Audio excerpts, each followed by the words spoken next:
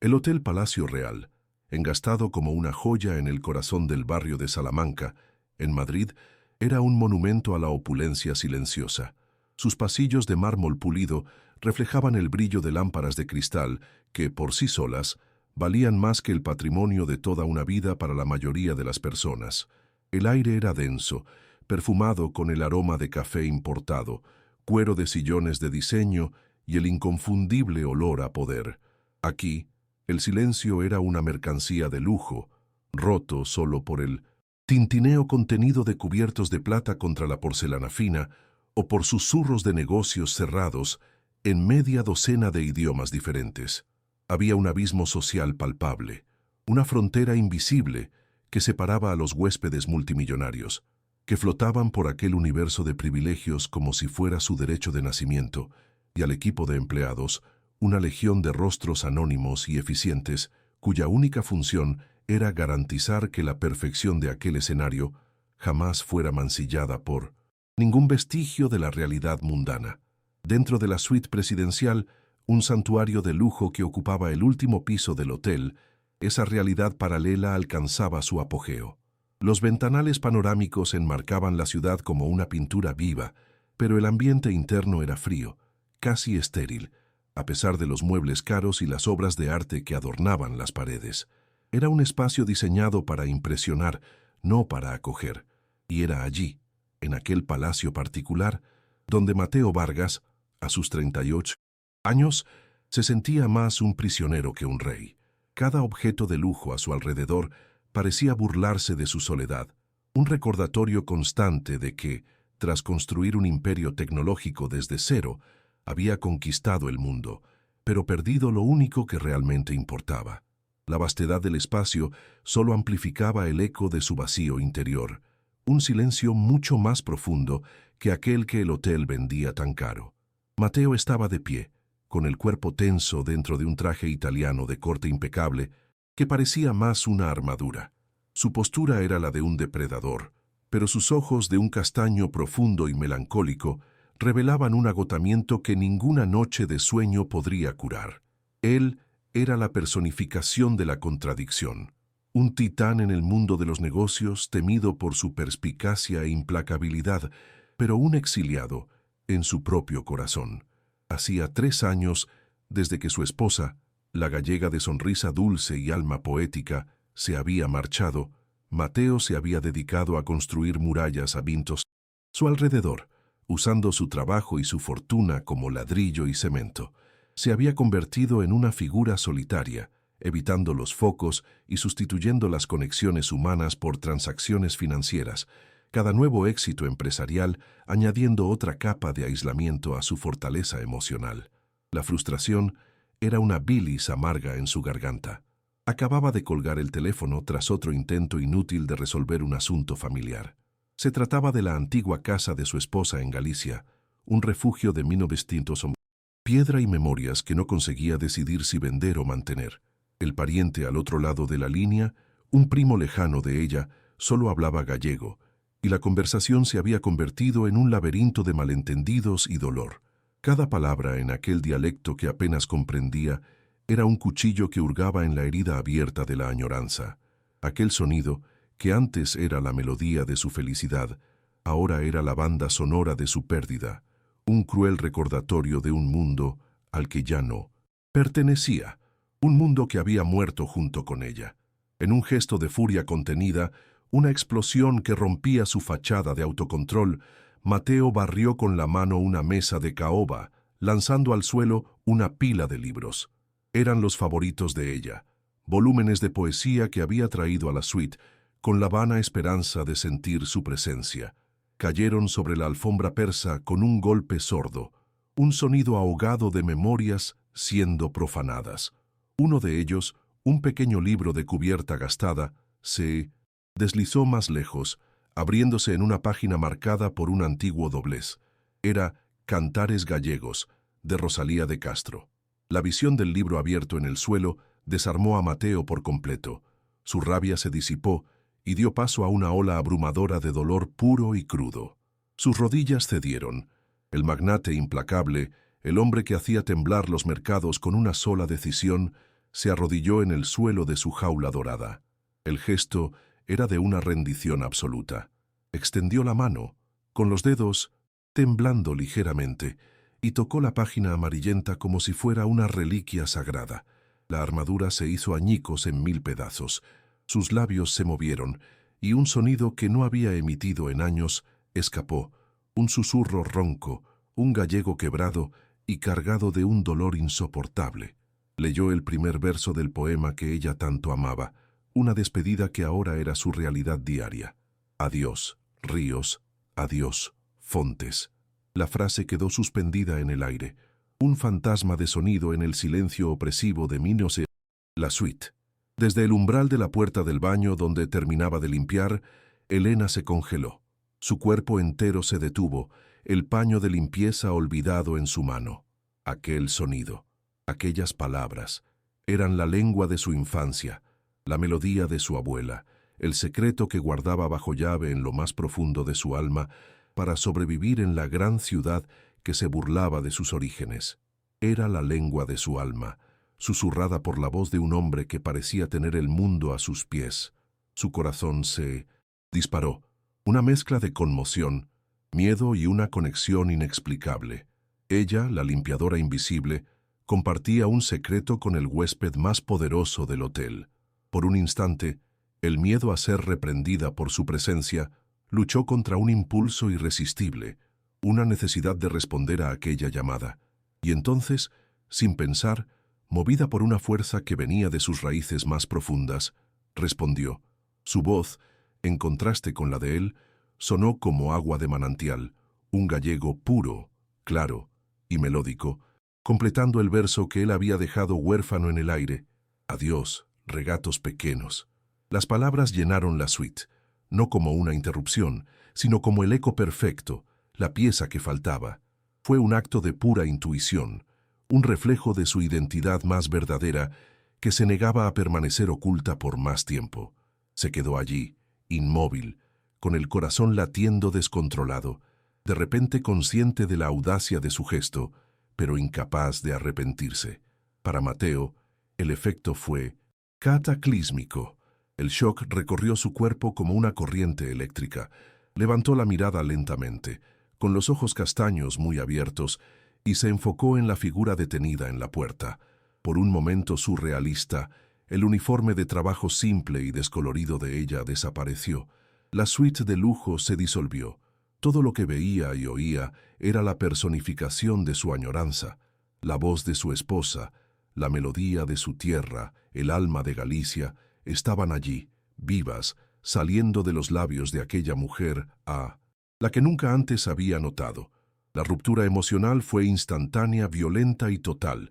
Las murallas que había tardado 3 años en construir se derrumbaron en un único y devastador segundo, dejándolo completamente expuesto y vulnerable. Si esta historia ya ha tocado tu corazón, imagina lo que está por venir. Suscríbete al canal para no perderte ningún detalle y comenta aquí abajo desde qué ciudad estás siguiendo este viaje. Tu presencia hace que nuestra comunidad sea aún más especial. El silencio que siguió fue denso y cargado de una electricidad emocional. Mateo permaneció de rodillas, con la mirada fija en Elena, no como un magnate mirando a una empleada, sino como un náufrago que divisa tierra firme. La sorpresa inicial dio paso a una necesidad cruda y desesperada. En lugar de sentirse invadido en su privacidad, sintió una conexión que rompía todas las barreras de estatus y riqueza. Con un esfuerzo visible, se levantó, el traje caro arrugado en las rodillas, un detalle que en 1960 cualquier otro día le habría molestado. Su voz cuando habló no era la de un jefe, sino la de un hombre perdido pidiendo ayuda.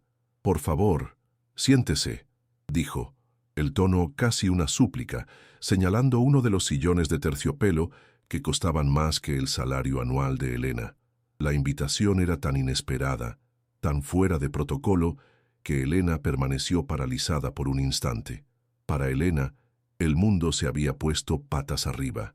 El miedo a un despido inminente luchaba contra la extraña sensación de familiaridad que emanaba de aquel hombre roto frente a ella. Ella, que pasaba sus días tratando de ser invisible, Ahora era el centro de atención del hombre más poderoso de aquel edificio. Vacilante, dio un paso hacia el interior de la suite, el olor a lujo y el perfume caro de él envolviéndola, un mundo completamente ajeno al suyo. Se alisó el uniforme descolorido, un gesto nervioso e inconsciente de inadecuación.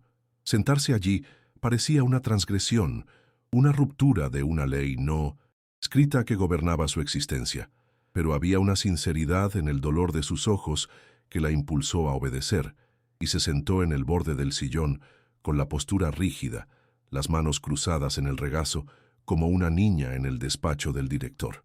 Mateo recogió el libro del suelo con una reverencia casi religiosa y se lo tendió.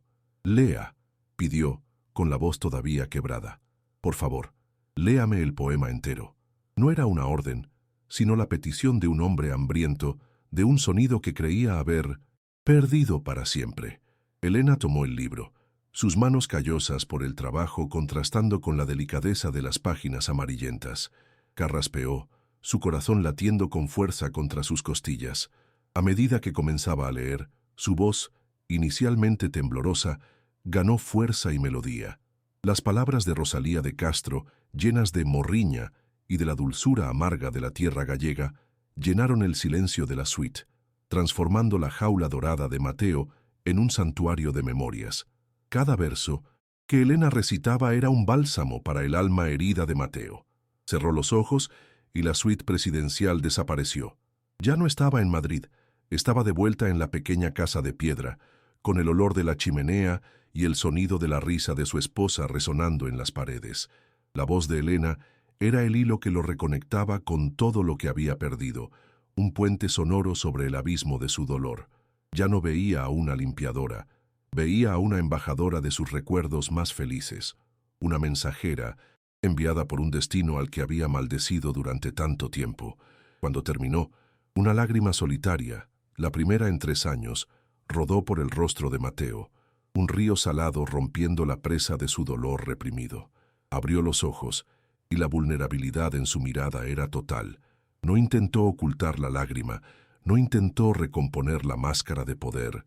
«Gracias», susurró, la palabra cargada con el peso de 1000 emociones no dichas. Necesitaba más. Aquella conexión era como un vaso de agua para un hombre muriendo de sed en el desierto. «Mañana», dijo impulsivamente, «tome un café conmigo, en el lobby, no como empleada, sino como una persona que me ha recordado algo que había olvidado». La propuesta era chocante, rompía todas las reglas de etiqueta y jerarquía. Era una invitación para que ella cruzara la frontera invisible que los separaba, un gesto que podría tener consecuencias impredecibles para ambos. Elena se quedó sin palabras. Una invitación a un café, en el lobby principal, con el señor Vargas. La idea era absurda. Imaginó las miradas de los otros huéspedes, de sus propios compañeros, del gerente. Sería un escándalo.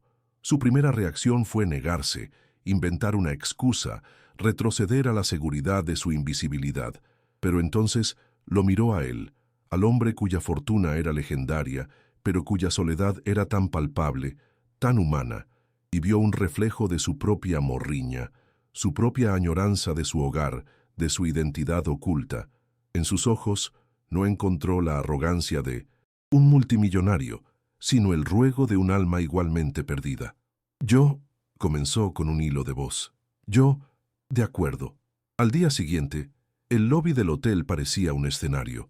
Elena llevaba su mejor atuendo, un vestido sencillo pero limpio y digno que guardaba para ocasiones especiales. Se sentía terriblemente fuera de lugar entre las mujeres con bolsos de diseñador y los hombres con trajes caros. Cuando Mateo llegó, no llevaba su armadura de negocios.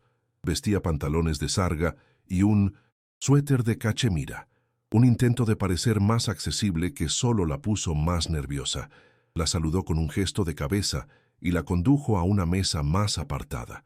Las miradas curiosas y los susurros lo siguieron como flechas, pero Mateo los ignoró, su atención centrada por completo en ella.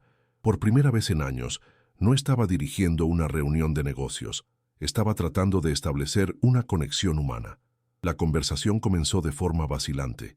Mateo le preguntó sobre su vida en Galicia, sobre la aldea de la que provenía, No preguntó con la curiosidad de un turista, sino con el hambre de quien busca detalles de un paraíso perdido. Elena, sintiendo su sinceridad, comenzó a abrirse, poco a poco.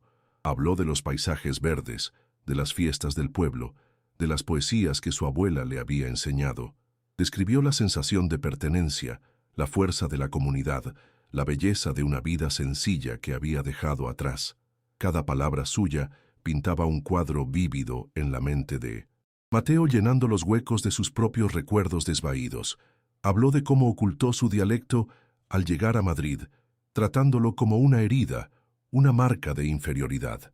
Contó cómo la gran ciudad le había enseñado a avergonzarse de sus raíces para poder encajar, para conseguir un empleo, para sobrevivir.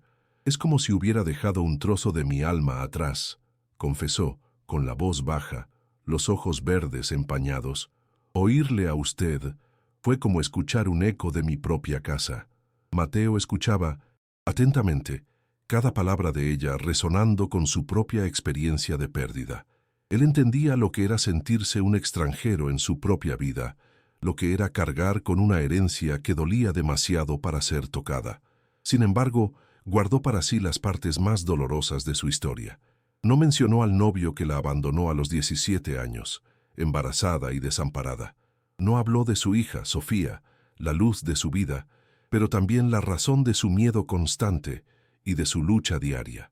Revelar su existencia le parecía demasiado íntimo, demasiado peligroso. Sofía era su tesoro y su vulnerabilidad, y la protegía con la ferocidad de una leona. La conexión con Mateo era frágil, y Elena temía que el peso de su realidad completa pudiera romperla, transformando la simpatía de él en lástima o peor, en una carga que él no desearía llevar. Desde lejos, observando la escena con ojos fríos y calculadores, estaba Isabela, la gerente del hotel, una mujer ambiciosa, de unos 40 años, que veía a Mateo no como un hombre, sino como un premio, el peldaño final en su escalada social y profesional. Cultivaba una imagen de eficiencia y lealtad, pero bajo la fachada profesional había una determinación implacable. Ver a Mateo, el solitario e inalcanzable Mateo Vargas, tan absorto en la conversación con una simple limpiadora, encendió una alarma en su mente. Aquello no era solo inusual, era una amenaza directa a sus propios planes cuidadosamente trazados. Isabela esperó el momento adecuado. Más tarde ese día, encontró a Mateo cerca de los ascensores privados, abordándolo con una expresión de falsa preocupación grabada en el rostro. «Señor Vargas, le pido disculpas por la intromisión», comenzó, con la voz de un terciopelo engañoso. «Pero me sentiría negligente si no le advirtiera. Esa empleada, Elena, y os tiene un historial». Isabela hizo una pausa dramática, dejando la insinuación flotando en el aire. «Digamos que es conocida por acercarse a huéspedes vulnerables. Estudia sus perfiles, descubre sus puntos débiles y usa historias tristes para obtener ventajas económicas. Es una estafadora muy sutil». La semilla de la duda fue plantada en un suelo fértil. Mateo era un hombre curtido por traiciones en el despiadado mundo de los negocios. Ya había sido engañado, manipulado y traicionado por personas que consideraba amigas. Su mente, entrenada para ver patrones y calcular riesgos, comenzó a trabajar. La coincidencia del poema, la conexión instantánea. ¿Sería posible que todo hubiera sido una puesta en escena? ¿Podría aquella pureza en sus ojos ser solo una actuación magistral? La voz cínica de la experiencia comenzó a luchar contra la nueva y frágil esperanza que había brotado en su corazón. Quería creer en la magia de aquel momento, pero el veneno de Isabela ya empezaba a corromper el recuerdo. Mientras la duda de Mateo crecía, Isabela pasó a la segunda fase de su plan. Acorraló a Elena en un pasillo de servicio estrecho y mal iluminado, con el olor a productos de limpieza flotando en el aire. La máscara de falsa simpatía cayó revelando un rostro duro y cruel. «Escúchame bien, gallega atrevida», siseó, con la voz baja y amenazante. «No sé a qué juego estás jugando, pero se acaba ahora. Aléjate del señor Vargas. Si te vuelvo a ver cerca de él, no solo te despido. Me aseguraré de que nunca más consigas un trabajo en esta ciudad». Voy a difundir que robas a los huéspedes. Voy a destruir tu reputación. Tú y tú. Isabela se detuvo, con una sonrisa cruel en los labios. Tú, prole indeseada. La amenaza golpeó a Elena como un puñetazo en el estómago. Isabela sabía lo de Sofía. El miedo helado se apoderó de ella, un pánico que no sentía desde los días en que llegó a Madrid, sola y desamparada. El empleo en el hotel era todo lo que tenía, lo único que garantizaba un techo sobre la cabeza de su hija y comida en la mesa. Perderlo significaba volver al punto de partida, a la desesperación absoluta. Se sintió acorralada, atrapada entre el miedo a perder el sustento de su hija y el redescubrimiento de su propia identidad que la frágil amistad con Mateo había despertado. La lengua de su alma, que acababa de reencontrar, ahora parecía ser la causa de su potencial ruina. Esa noche, en su pequeño y modesto apartamento, en un barrio obrero, el contraste con la opulencia del hotel era flagrante. Las paredes eran finas, los muebles de segunda mano, pero el espacio estaba lleno de un amor que ninguna suite de lujo podría comprar. Allí, Elena no era la limpiadora, invisible, sino la madre de Sofía. Sofía, una niña de 8 años con los mismos ojos verdes de su madre, pero llenos de una luz que el cansancio aún no había apagado, era el centro de su universo. Cada sacrificio, cada humillación silenciosa en el trabajo, era por ella. Era para asegurar que Sofía tuviera las oportunidades que ella nunca tuvo, para protegerla de un mundo que podía ser tan cruel. Elena abrazó a su hija con fuerza, inhalando el dulce olor de su cabello. La niña era su roca y su mayor vulnerabilidad. La amenaza de Isabela resonaba en su mente. ¿Cómo podía arriesgar el futuro de Sofía por una conexión inesperada, por muy genuina que pareciera? El redescubrimiento de su gallego, de su herencia, de repente pareció un lujo peligroso que no podía permitirse. La realidad de su vida era dura e implacable. Era una madre soltera luchando por sobrevivir, y el mundo de los multimillonarios con corazones rotos no era su mundo. La prudencia y el miedo le aconsejaban retroceder, volverse a invisible de nuevo. En los días que siguieron, Mateo se volvió distante y frío.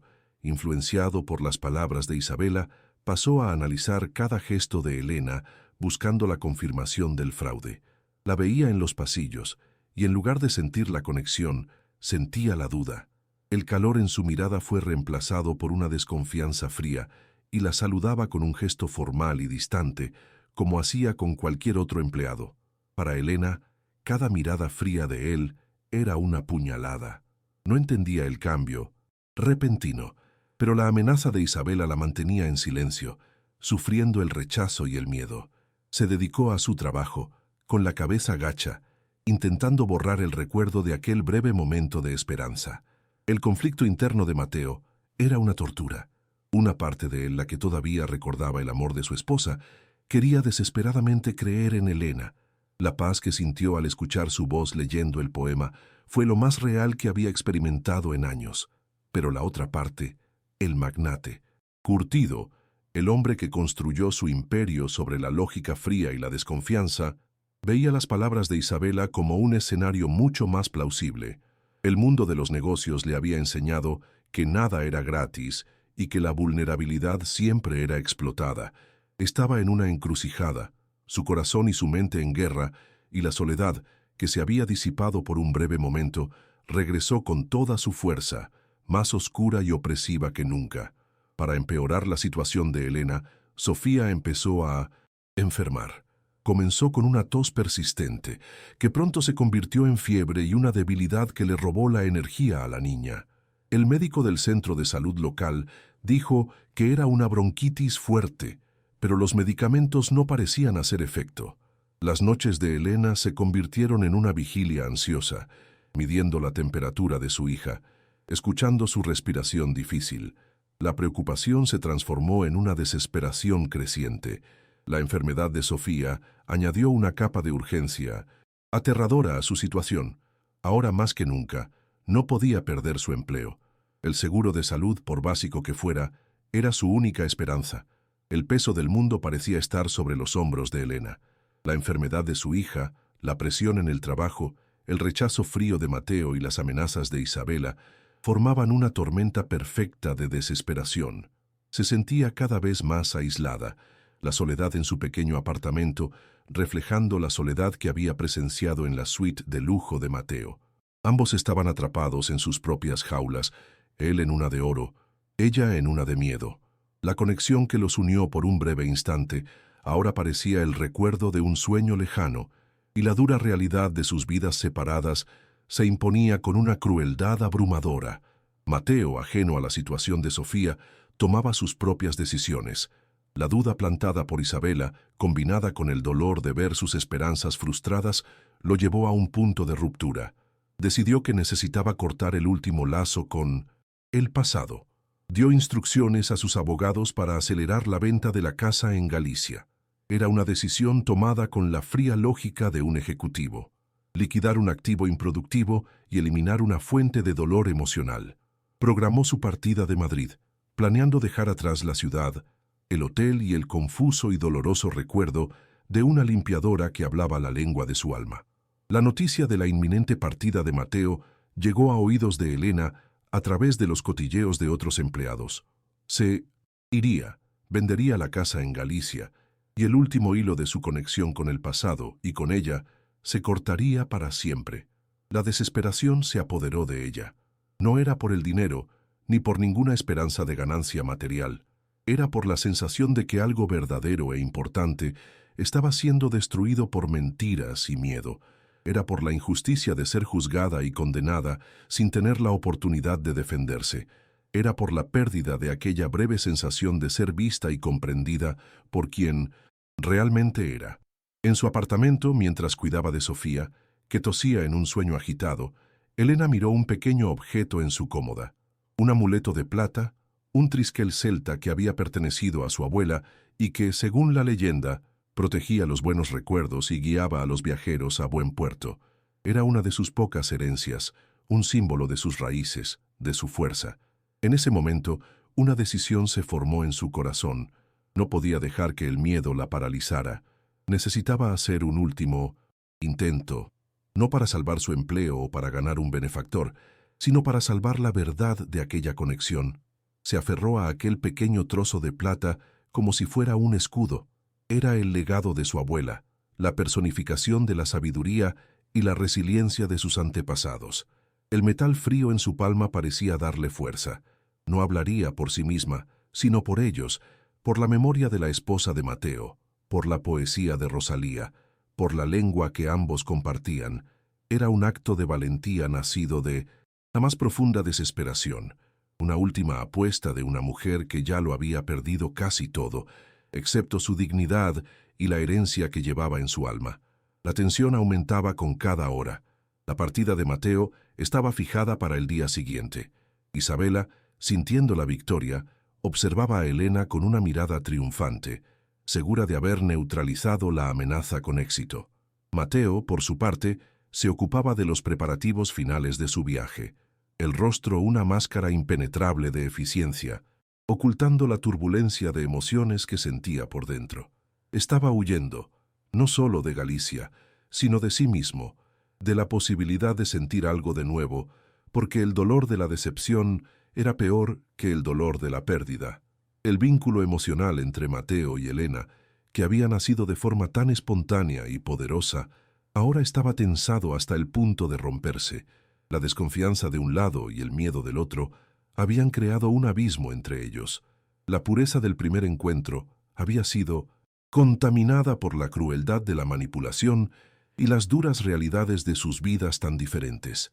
La conexión que podría haberlos sanado a ambos estaba a punto de convertirse en una cicatriz más en sus corazones ya heridos. La atmósfera en el hotel estaba cargada. Elena sabía que interceptar a Mateo en el lobby sería un acto de insubordinación directa, una ruptura de todas las reglas que podría costarle todo. La imagen de Sofía, frágil y enferma en su cama, la atormentaba. Pero la imagen de Mateo partiendo, llevándose consigo una versión distorsionada y envenenada de la verdad, era igualmente insoportable. Estaba en una encrucijada, donde el camino de la seguridad era el de la sumisión silenciosa, y el camino de la dignidad era el de la ruina potencial.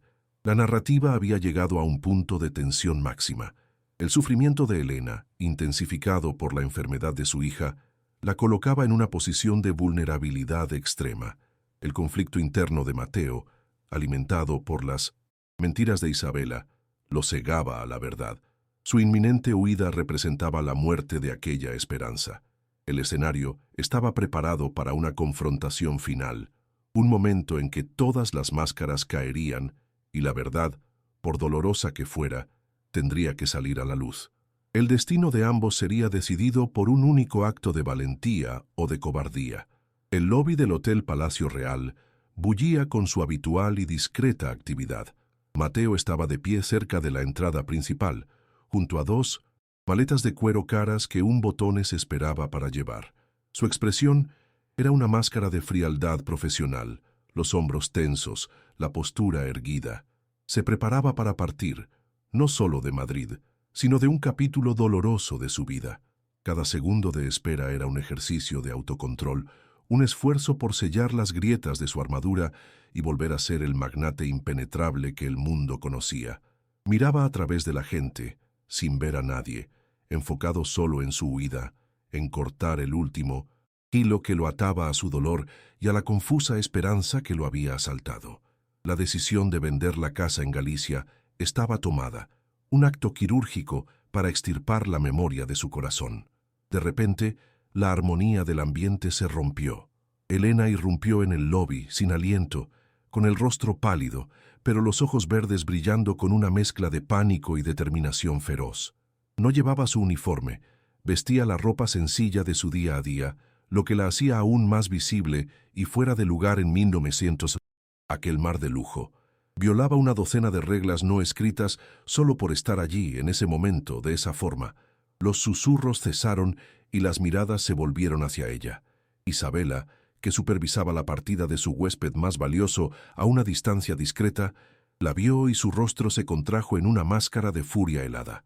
La audacia de aquella limpiadora era increíble.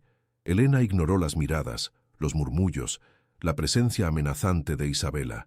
Su foco estaba en un único punto.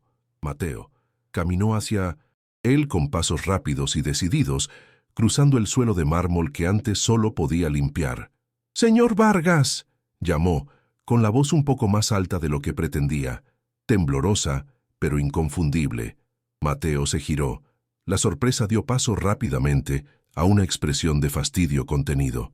Verla allí en ese momento era lo último que quería. Era una complicación, un recordatorio del torbellino emocional del que intentaba escapar desesperadamente. La tensión entre los dos era un campo de fuerza, silenciando el espacio a su alrededor. Frente a él, Elena abrió la mano. En la palma reposaba el pequeño amuleto de plata, el trisquel celta, que brillaba bajo la luz de las lámparas. Su mano temblaba visiblemente, pero su mirada era firme. En lugar de defenderse o suplicar, habló, y las palabras no salieron en español, la lengua de la ciudad que la oprimía, sino en su gallego puro y musical. «Este amuleto é para proteger as boas lembranzas, as miñas e as súas», dijo, con la voz embargada por la emoción. Levantó los ojos hacia él, y en ellos no había acusación, solo una tristeza profunda y una generosidad desarmante, que o señora tope a paz, ainda que sexa lonxe de todo o que un día amou. Fue una despedida, un acto de altruismo de alguien que no tenía nada que ofrecer, excepto la pureza de su corazón. Las palabras en gallego, cargadas de una sinceridad cruda, golpearon a Mateo con la fuerza de una ola. El gesto altruista, la entrega de algo que era claramente precioso para ella, destruyó la narrativa que Isabela había construido en su mente. Una estafadora no se despide con una bendición, un aprovechado no entrega su tesoro. Por un instante, la armadura de Mateo se agrietó por completo. La imagen del hombre de negocios cínico fue superpuesta por la del viudo desconsolado, el hombre que solo unos días antes se había arrodillado en el suelo, susurrando aquellas mismas melodías. Miró el amuleto, los ojos empañados de ella, y la confusión lo paralizó. La verdad y la mentira libraban una batalla final en su alma. Viendo la vacilación de Mateo, Isabela decidió actuar, sintiendo que estaba perdiendo el control. Se movió rápidamente, interponiéndose entre ellos con una autoridad fabricada. «¿Qué te dije?», siseó a Elena, antes de alzar la voz para que todos en el lobby pudieran oír. «Lárgate de aquí, oportunista. ¿Lo ve? No se rinde. Seguridad», gritó, con un tono agudo y teatral. «Saquen a esta mujer de aquí inmediatamente. Está acosando e importunando a uno de nuestros huéspedes más importantes delante de todos». La humillación pública era su arma final, diseñada para aplastar a Elena y reafirmar su propio poder y control sobre la situación. 2 guardias de seguridad uniformados comenzaron a moverse hacia Elena, cuyos hombros cayeron derrotados. La humillación era completa, pero en ese preciso momento algo dentro de Mateo se rompió. La crueldad explícita de Isabela, el veneno en su voz, contrastaba de forma tan violenta con la dignidad silenciosa de Elena, que la verdad se volvió cegadoramente clara. Fue como si le hubieran arrancado una venda de los ojos. Levantó la mano, el gesto simple, pero cargado de una autoridad incuestionable. «Deténganse», dijo. La palabra no fue gritada, pero cortó el aire con un poder absoluto que congeló a todos en su sitio. Los guardias se detuvieron al instante. El silencio cayó sobre el lobby. Mateo dio un paso adelante, acortando el espacio entre él y Elena. Miró el rostro aterrorizado de ella y luego el rostro triunfante y malévolo de Isabela. La elección estaba hecha. Lentamente extendió la mano y tomó el pequeño amuleto de la palma de Elena, sus dedos rozando los de ella por un breve instante.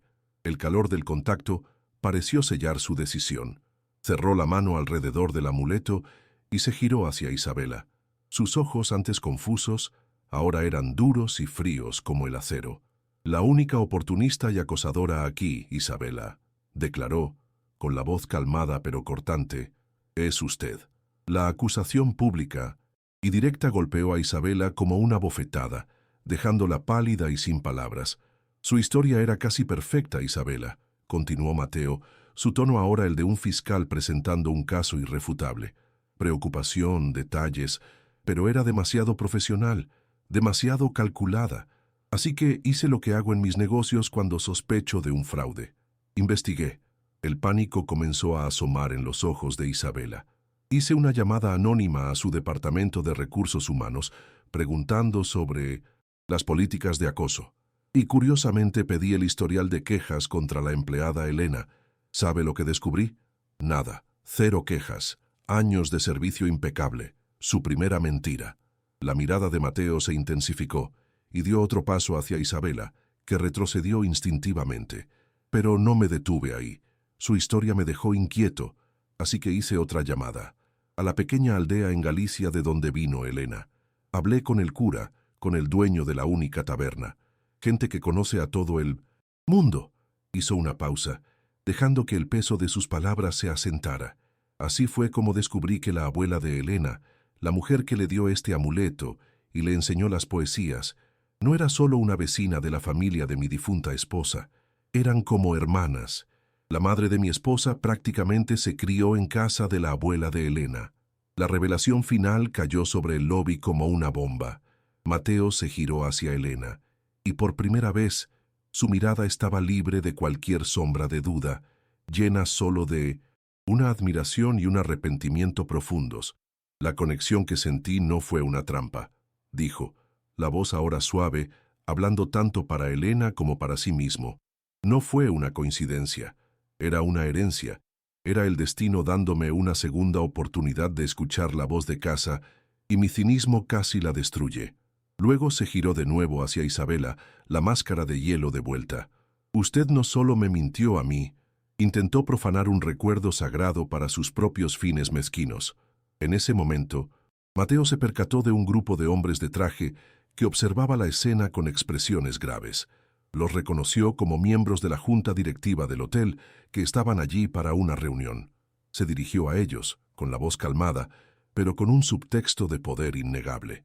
«Señores, creo que la conducta de su gerente general habla por sí sola.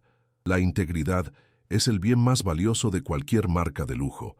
Mi permanencia y la de mis empresas como clientes de este hotel dependen de las acciones ¿Qué ustedes tomen a continuación? La amenaza velada era clara como el día.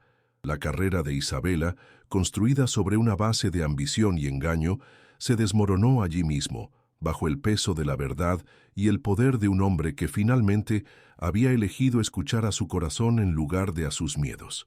¿Te está gustando esta historia? Deja un like y suscríbete al canal. Ahora continuamos con el vídeo.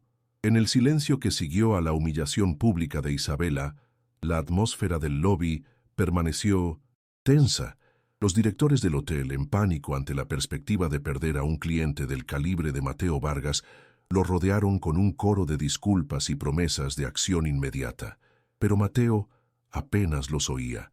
Sus ojos y su atención estaban fijos en Elena, que permanecía de pie en medio del salón pareciendo pequeña y frágil, todavía procesando el giro sísmico de los acontecimientos. Con un gesto impaciente, despidió a los ejecutivos y caminó hacia ella, el mundo a su alrededor desapareciendo, hasta que solo existieron ellos dos. Se detuvo frente a ella, la arrogancia y la frialdad completamente reemplazadas por una expresión de profundo y sincero arrepentimiento. «Elena», comenzó, con la voz baja, para que solo ella lo escuchara. «No hay palabras para expresar cuánto lo siento. No dudé de ti, dudé de la bondad. Permití que mi propio cinismo, mis propias heridas, me cegaran a la verdad que mi corazón reconoció desde el primer momento. El dolor que te causé, la humillación, es imperdonable». Hizo una pausa, su mirada buscando la de ella. «Pero te lo pido aún así. ¿Puedes perdonarme?»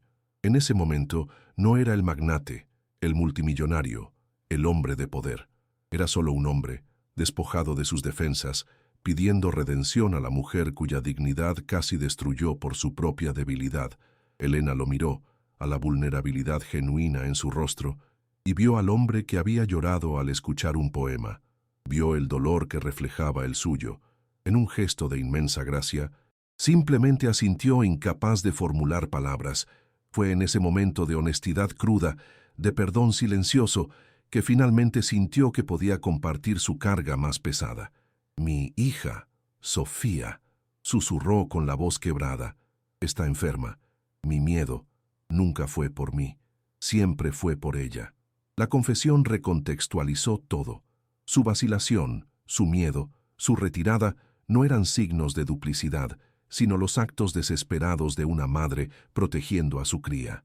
La revelación golpeó a Mateo con aún más fuerza que el descubrimiento de la mentira de Isabela. La mención de una niña enferma lo cambió todo. La culpa de Mateo se profundizó, transformándose en una necesidad urgente de actuar.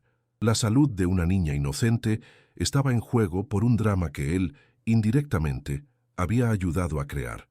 «¿Dónde está? Llévame con ella», dijo, el tono ya no de petición, sino de una suave y protectora autoridad. No esperó una respuesta. Lo organizó todo con una eficiencia impresionante, cancelando su viaje, despidiendo a sus chóferes e insistiendo en acompañar a Elena personalmente. Horas después, el mejor pediatra de Madrid estaba en el modesto apartamento de Elena, examinando a Sofía. No era un acto de caridad de un hombre rico, era el acto personal de un hombre que buscaba reparar un error terrible y proteger a la familia de la mujer que había tocado su alma. Días después, con Sofía respondiendo bien al tratamiento y un ambiente de calma comenzando a establecerse, Mateo invitó a Elena a una conversación seria. No se sentaron en el opulento lobby de un hotel, sino en un parque tranquilo, observando a los niños jugar. No le ofreció un puesto de supervisora o una indemnización, propuestas que habrían sido insultantes en su pequeñez. «Lo que pasó en el hotel», comenzó, «me hizo darme cuenta de que estaba huyendo de la manera equivocada. Vender la casa, borrar el pasado, eso no es honrar la memoria de mi esposa, es profanarla». Sus ojos brillaban con un nuevo propósito, una claridad que Elena nunca había visto en él antes. Luego reveló su verdadero plan, una idea que se había cristalizado en el fuego de aquella confrontación. «He usado una parte de mi fortuna para crear algo nuevo, algo que construye en lugar de borrar. He establecido la Fundación Alma Gallega, en honor a mi esposa. El objetivo es financiar, preservar y promover la lengua, la música, la literatura y las tradiciones de Galicia. Crear centros culturales en aldeas olvidadas, dar becas a jóvenes poetas, publicar libros, mantener viva el alma que personas como Isabela intentan aplastar y que personas como nosotros llevamos dentro. La escala de su visión era sobrecogedora, un monumento de esperanza construido sobre las cenizas de su dolor. Mateo entonces se giró hacia ella con la mirada intensa. Una fundación como esta necesita más que dinero y administración. Necesita un corazón, un alma. Necesita a alguien que no solo hable la lengua, sino que la sienta. Alguien que entienda que la cultura no es una pieza de museo, sino la sangre que corre por las venas de un pueblo. Hizo una pausa, y la propuesta llegó, clara y transformadora. Elena, no quiero que trabajes para mí. Quiero que construyas esto conmigo. Quiero que seas la directora cultural de la Fundación Alma Gallega. La oferta estaba a un universo de distancia, de un uniforme de limpieza. Era la oportunidad de transformar su herencia, su herida, en su mayor fortaleza. Las lágrimas que asomaron a los ojos de Elena, esta vez no eran de tristeza o miedo, sino de una alegría y validación tan abrumadoras que la dejaron sin aliento. La lengua que se había visto forzada a ocultar, la identidad de la que se había avergonzado, ahora era la clave de su futuro, su mayor cualificación. Que le pagaran por nutrir y compartir el alma de su tierra era un sueño que nunca se había atrevido a tener. Con la voz quebrada, pero firme, aceptó. En ese momento, Elena dejó de ser una víctima de las circunstancias y renació como una guardiana de su cultura, una mujer poderosa que tomó los fragmentos de su vida y comenzó a construir un futuro brillante. Su asociación profesional pronto floreció en algo más profundo. Trabajando codo con codo, descubrieron el uno en el otro un refugio y una fortaleza. La quietud y la resiliencia de Elena curaron el cinismo de Mateo, mientras que la fe y el apoyo de él permitieron que ella floreciera. Mateo asumió naturalmente un papel paternal para Sofía, quien, rodeada de amor, estabilidad y los mejores cuidados, recuperó completamente la salud y el brillo en sus ojos.